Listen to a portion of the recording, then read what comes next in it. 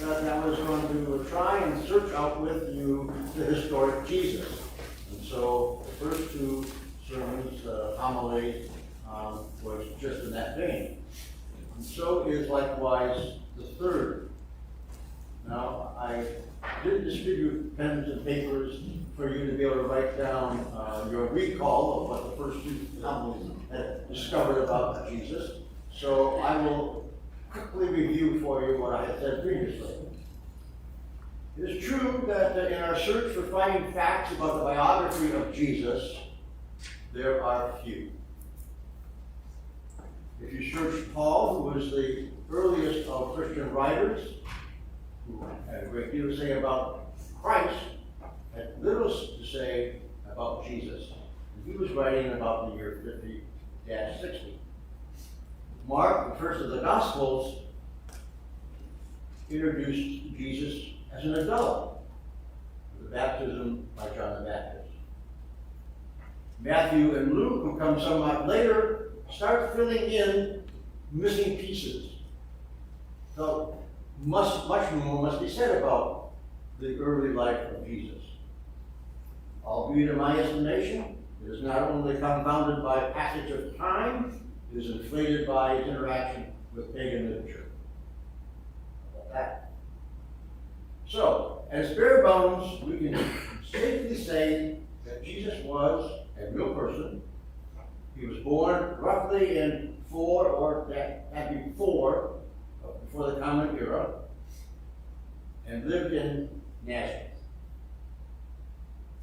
He was born in Nazareth, he lived in Nazareth. His mother most likely was named Mary, and his father also most likely was named Joseph. He had siblings. He was most likely poor and had a marginal education. He spoke Aramaic as his language of his tongue, and he may have known some Greek because of the close by metropolitan area occupied by Greek-speaking people.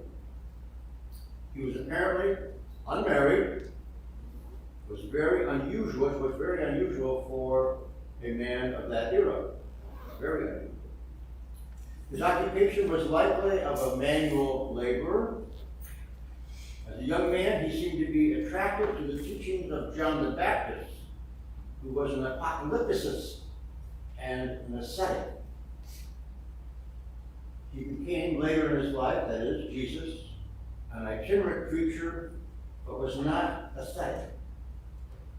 Within a short time, 1 to 3 years after he started that ministry, he was accused by the Jewish authorities and the Roman authorities of sedition and was crucified, likely in about the year 30.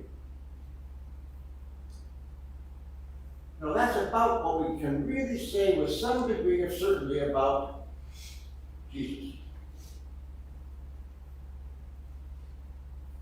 A lot of theology is developed from Paul's writings mostly that fills in a lot of study about the philosophical part of who Jesus was, but the biographical part is really very sketchy. Now, we can know for sure that Jesus was a Jew. He was not a Christian. He was a Jew. And his Jewish beliefs, like all Jews of that era, were grounded in their religion, and the belief that God had established a series of covenants with his people Israel. Abram, later named Abraham, Hebrew prophet and patriarch, whose faithfulness was so evident by leaving his homeland, going to the area of Canaan, and there to worship God that he had been instructed to do.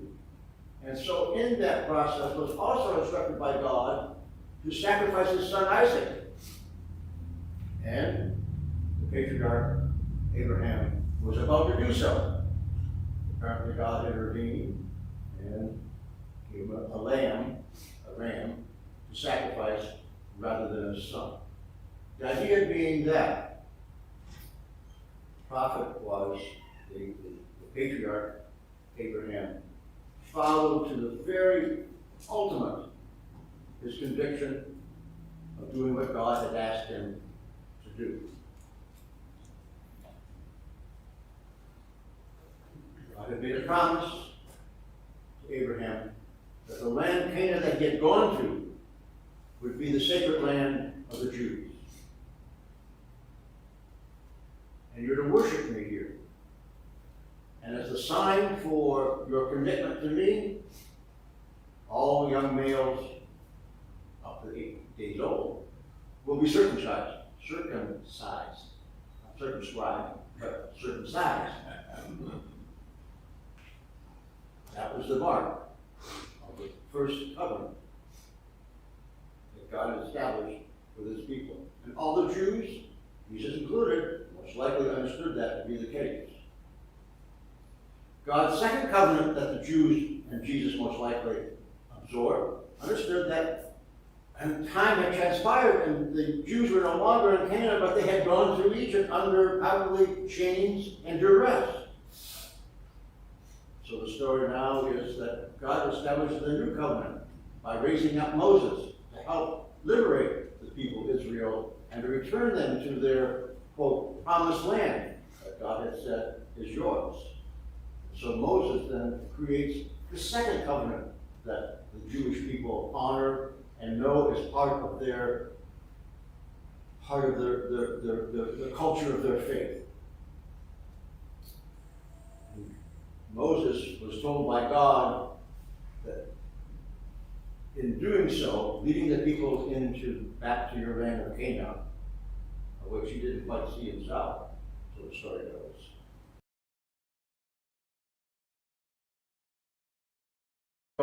Are holy people.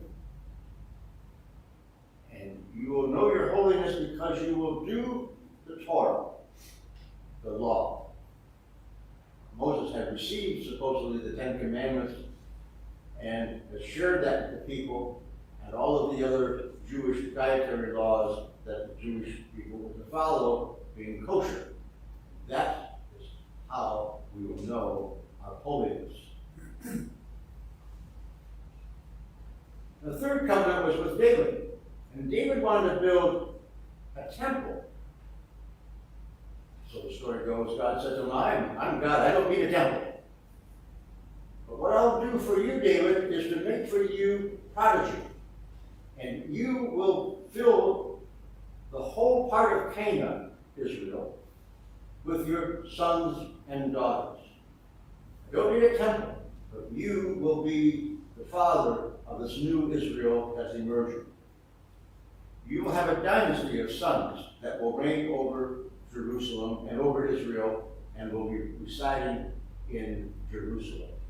There, a king will follow throughout all the generations, throughout time, tracing themselves back to the first king, David. And then subsequently to David's following the Lord's direction, gave up the idea of building a temple. But his son Solomon did build the first temple in Jerusalem. Now, all the Jews today, as then, understood God makes promises to his people, and God will fulfill his promises.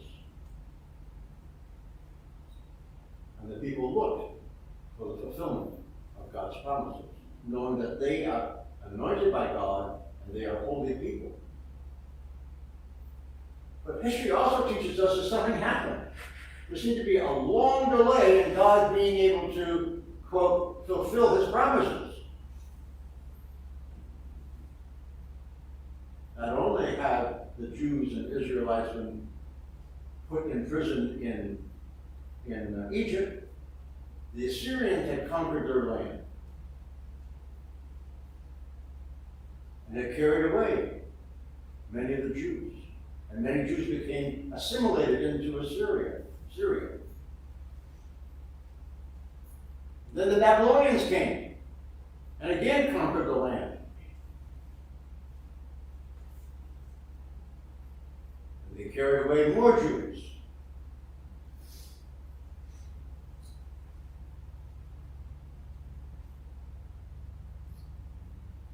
And then before long, the Greeks came.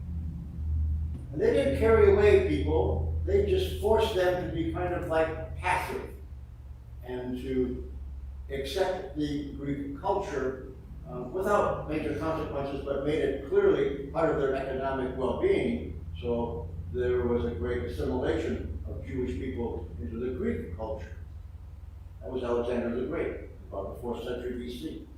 And then the last of the great occupiers, the Romans came. And it was during the Roman occupation that Jesus lived. So that's a long introduction to find out what was it like that Jesus was living in.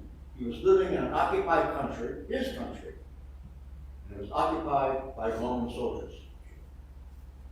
Now, a biblical scholar, John Dominic Crossan, who gave a lot of exposition in terms of the early life of Jesus, described that life of living in under Roman occupation as similar to his experience, which he was a subject of the British occupation of Ireland.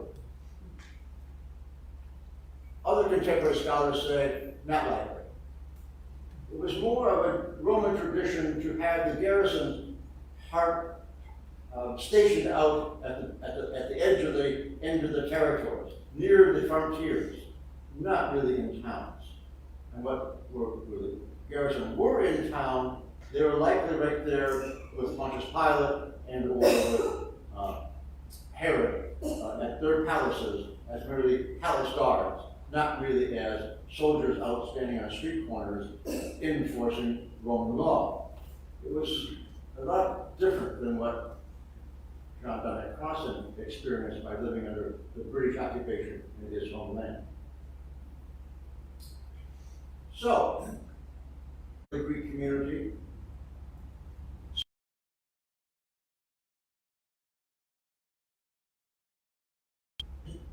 he worked with his hands. He had brothers and sisters. He likely then also studied Torah, the law. He was also likely influenced insofar as he was open to major philosophical trends and functions of his era of that time by the Pharisees.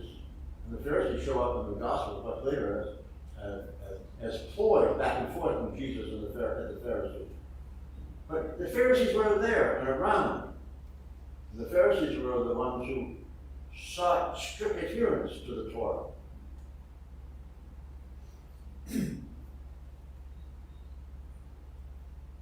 Another school that was there, Jesus would have been influenced by or knew about, was what was going on in the temple in Jerusalem. Even though he was some 80 miles away, he knew about what was happening in the temple, and that was controlled by the Sadducees. And the Sadducees were in close contact with the Roman authorities because they were very much more of the, quote, ruling class of the Jewish community. They were the priests. And they were very much committed to maintaining order with Rome so that they would be able to, because Rome did allow them to continue the sacrificial practices that the Sadducees did in the temple. Jesus probably knew some of that. Whether he ever made a trip to Jerusalem at that time in his early life to do the sacrifice, which was part of the Jewish tradition, it was religion, don't know. Another group that likely had some influence on the young Jesus as he was growing up, this is all speculation, was a group called the Essenes. And we know the Essenes now primarily because of what we call the Dead Sea Scrolls, being found close to where their community was. And the Essenes were a sect who believed that the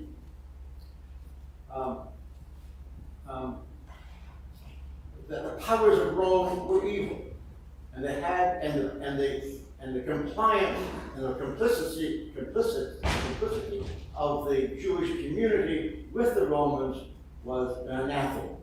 And they separated themselves, and they lived in the desert, and they lived ascetic lives. And they practiced very judicious lifestyle. Jesus probably knew something about this SC community, not too far away, but knew something about it. And then another major influence that was going throughout the community that Jesus was living in was what is called the fourth philosophy. For lack of a better name, that's what it's called. And this group was a group that took to heart the covenant statements that were part of their culture. And it was their belief deeply that the occupation of their land was an anathema. And they were committed to overthrow, even by violent overthrow, all occupying forces, now the Romans. So there was this undercurrent, this competition of different ideas. So not only was Jesus trying to make a living as a carpenter or as a whatever it could have been, working with his hands and trying to be a reasonably good Jew, had all this other currents running around in his life. But what we do know in terms of Mark's understanding is the first time Jesus now appears out of this murky world, he goes to John the Baptist.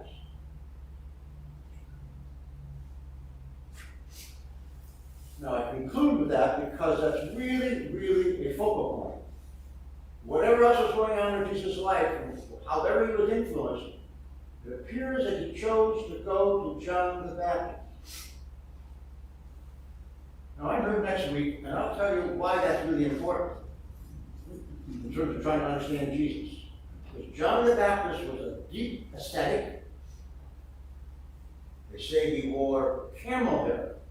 Sounds like a pretty itchy jacket, shirt to wear, and ate honey and berries. So a very sparse diet. And Jesus sought him out to do his baptism. What does that say then about this Jesus that we're trying to understand? All right. Join me next Sunday when I'm here, and I'll talk about it.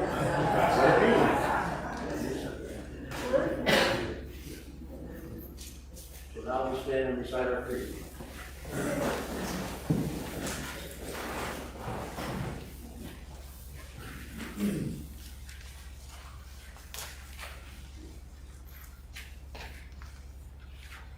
Someone can